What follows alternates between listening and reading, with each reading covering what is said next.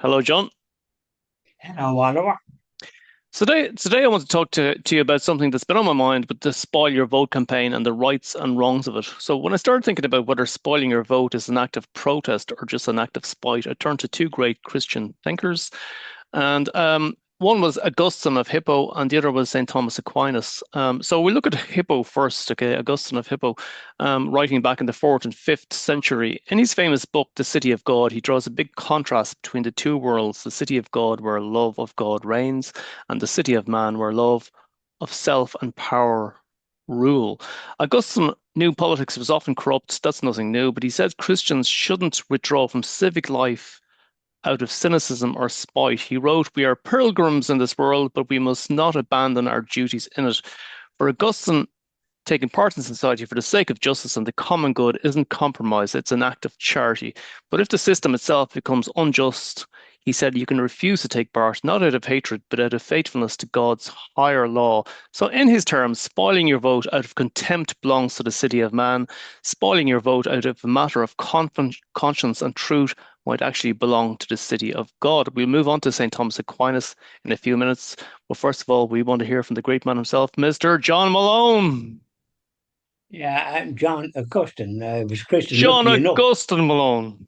Exactly. And Christopher was my confirmation name, but it's patron saint of travelers, and that's what it was. So, anyway, Saint Augustine had was a very talented man, and but he had gone astray, and his mother, Saint Monica, prayed for his conversion for years, and he was converted in a very strange way. I think there was a preacher at the time that inspired him, and one way or another, he become a Catholic, and not alone a Catholic, but because of his talent, it really got.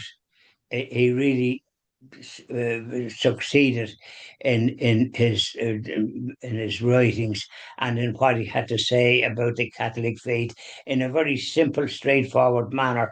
And the City of God was one of the masterpieces of books ever written. And I love to get my hands on it because it's such a masterpiece. It shows like that people that go towards God and versus the city of man. The city of God, you're really in life for a very short period compared to eternity, and the idea is to save your immortal soul.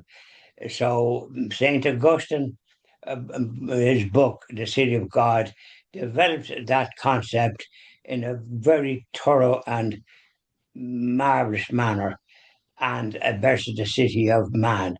And it behoves the city of man to adopt some of the policies of the city of God to have a just and a reasonable society. If a leader promotes policies that's in the city of God element, then that's a good thing.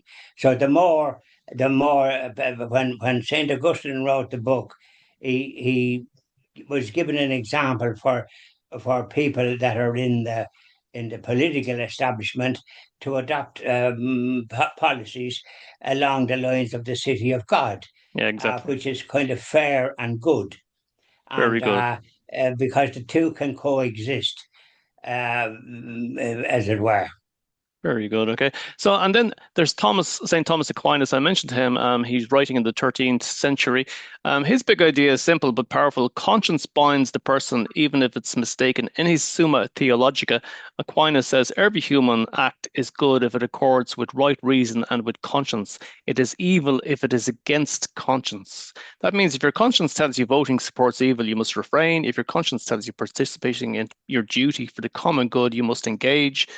Either way, what really matters is your intention, not spite, pride, or rage, but sincerity and truth.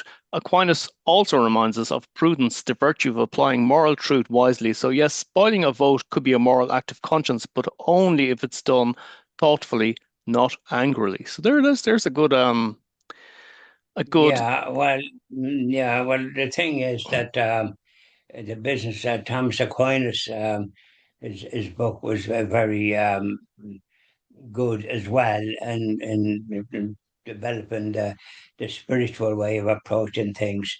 And there is good and evil. And at the end of the day, I think that in any society where people have the right to vote, they don't have it in a lot of societies in the world that we know of, in communist countries and so on and so forth.